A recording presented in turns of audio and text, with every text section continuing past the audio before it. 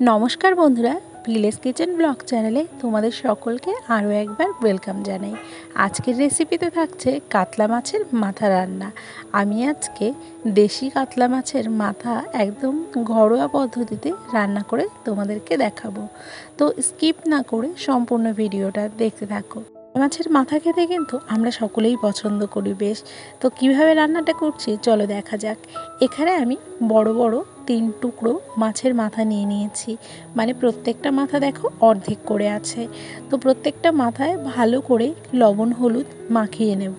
তো কিছুক্ষণ আগে থেকেই মাছটাকে ভালো করে লবণ হলুদ মাখিয়ে একটু ম্যারিনেট করে রাখবো। মাছটাকে লবণ হলুদ মাখিয়ে 10 মিনিটের জন্য রেখে দিয়েছি। আর আজকে আমি সম্পূর্ণ রান্নাটা করব কাঠের উনুনে, মানে মাটির উনুনে। তো উনুনে আমি কড়াই বসিয়ে দিয়েছি এবং জালও দিয়েছি। তো কড়াইটা গরম হয়ে এলে এর মধ্যে আমি পরিমাণ মতো সর্ষের তেল দিয়ে দেব। যেহেতু মাছের মাথা বেশ বড় বড় এবং 3টে আছে, তার জন্য বেশ খানিকটা সর্ষের তেল দিয়ে দিয়েছি। এবার তেলটা ভালোভাবে গরম হয়ে এলে, ধোঁয়া উঠলে ওর মধ্যে আমি এক এক করে মাছের মাথাগুলো ভেজে নেব। তো দেখো মাছের মাথাটা ভেজে নিচ্ছি। এর মধ্যে কিন্তু একটা করে মাথা ভাজলেই বেস্ট হতো, কিন্তু আমি এর সঙ্গে দুটো মাথা একসঙ্গে ভেজে নিচ্ছি। এখন মাছের মাথাগুলোকে খুব সুন্দর করে ভেজে নেব ওলট পালট করে। তো এক পিঠ আমার ভাজা হয়ে গেছে, আমি উল্টো সাইডে দিয়ে দিয়েছি এবং উনুনের জালটা কিন্তু মিডিয়াম রেখেছি। এরপরে যে মশলাগুলো লাগবে সেটা একবার দেখে নিই। এখানে নিয়েছি পোস্ত, মগজ, নিয়েছি গোটা জিরে, তেজপাতা, শুকনো লঙ্কা, একটু আদা এবং কয়েক টুকরো রসুন। তো এগুলো আমি বেটে নেব। এদিকে যতক্ষণ মাছের মাথা আমার ভাজা হচ্ছে, ওদিকে মশলাটাও তৈরি করে নিতে পারবো। তো এখন দেখো মাছের মাথাটা খুব সুন্দর করে ভাজা হয়ে গেছে। মাছের মাথাগুলোকে এখন আমি তুলে নিচ্ছি। তো মাছের মাথাগুলো কিন্তু বেশ সুন্দর করে ভেজে নিয়েছি আর সম্পূর্ণভাবে কড়া করে ভেজে নিয়েছি। এরপরে আমি বাকি যে আর একটা টুকরো আছে ওটাও এখানে দিয়ে দেব। এবার আমি মাছের মাথার সঙ্গে 2 টুকরো মাছও ভেজে নেব, যেহেতু বাড়িতে বাচ্চা আছে তার জন্য।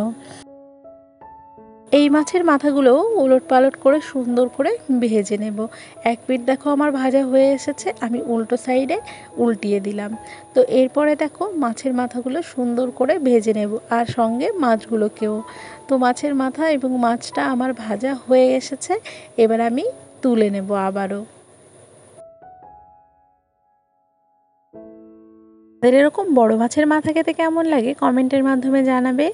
আর এখন দেখো ফোড়নের জন্য দিচ্ছি গোটা জিরে, তেজপাতা এবং দেবো এর সঙ্গে যে মশলাটা আমি বেটে রেখেছি আদা রসুনের পেস্টটা, সেইটা। তো এখন মশলাটা দিয়ে ভালো করে কষিয়ে নেব কিছুক্ষণের জন্য।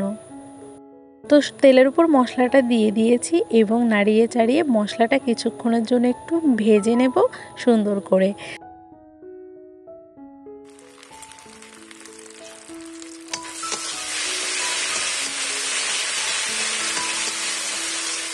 মশলাটা তেলের সঙ্গে ভালো করে ভেজে নিয়েছি। এরপরে আমি আরেকটু কষানোর জন্য দিয়ে দেব সামান্য পরিমাণে জল।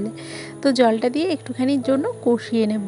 এর সঙ্গে সঙ্গে গুঁড়ো মশলাগুলোও দিয়ে দেব। এর মধ্যে আমি দিচ্ছি হলুদ গুঁড়ো, পরিমাণ মতো লবণ এবং তার সঙ্গে আরেকটা মশলা যেটা ধনিয়া পাউডার, মানে ধনে গুঁড়ো দেব।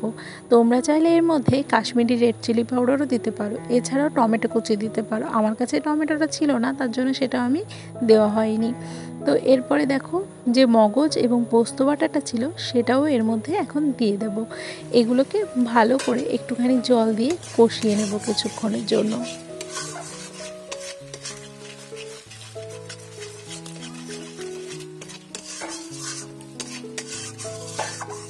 মশলা থেকে তেল ছেড়ে এসেছে, তার মানে বুঝতে হবে মশলাটা কিন্তু খুব সুন্দরভাবে কষা হয়ে গেছে।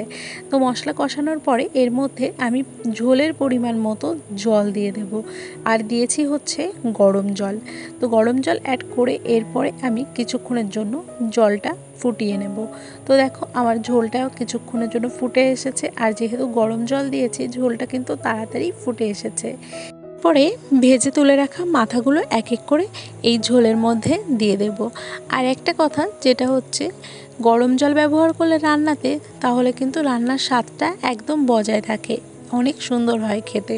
তোমরাও কিন্তু ঝোলে সবসময় গরম জল দেওয়ার চেষ্টা করবে, তাহলে কিন্তু ঝোলটা খেতে অনেক টেস্টি হবে। তো এরপরে আমি মাছের টুকরো এবং মাথাগুলোকেও একসঙ্গে দিয়ে দিলাম এর মধ্যে।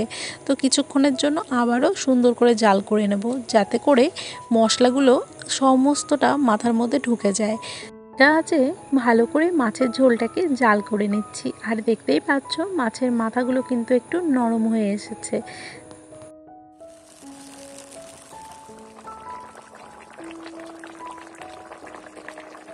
মাছের মাথাটা রান্নাটা কিন্তু প্রায় হয়ে এসেছে। এখানে দেখো খুব সুন্দর করে জাল দিয়ে নিয়েছি এবং মাছের মাথাগুলোও কিন্তু ভালোভাবে ঝোলের সঙ্গে মিশে গেছে।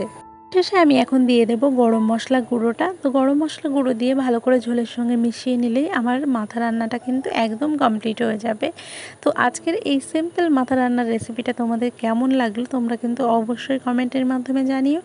আর এখানে দেখো এখন আমি সার্ভ করে নিচ্ছি প্লেটে, যাতে দেখতে সুন্দর লাগে তার জন্য আমি এখানে প্লেটে সার্ভ করে নিচ্ছি। আর ঝোলটাও দেখতে পাচ্ছ কতটা সুন্দর হয়েছে। দেখতে যতটা সুন্দর হয়েছে খেতেও কিন্তু অসাধারণ হয়েছিল। তোমরা কিন্তু অবশ্যই বাড়িতে ট্রাই করবে। আর আমি কিন্তু আজকে রান্নাতে কোনো রকম পেঁয়াজ ব্যবহার করিনি, তোমরা চাইলে একটু পেঁয়াজও ব্যবহার করতে পারো। রেসিপিটা যদি ভালো লেগে থাকে আর আমার রান্নাগুলো যদি ভালো লেগে থাকে তাহলে চ্যানেলটিকে সাবস্ক্রাইব করার অনুরোধ রইল। আর এরকম সুন্দর সুন্দর রান্না তোমাদের সামনে আমি আবারও নিয়ে আসব। তো সেটা দেখতে হলে অবশ্যই চ্যানেলটিকে সাবস্ক্রাইব করতে হবে। তো ফিরে আসবো নতুন একটা ভিডিও নিয়ে। সবাই ভালো থেকো, সুস্থ থেকো, টাটা।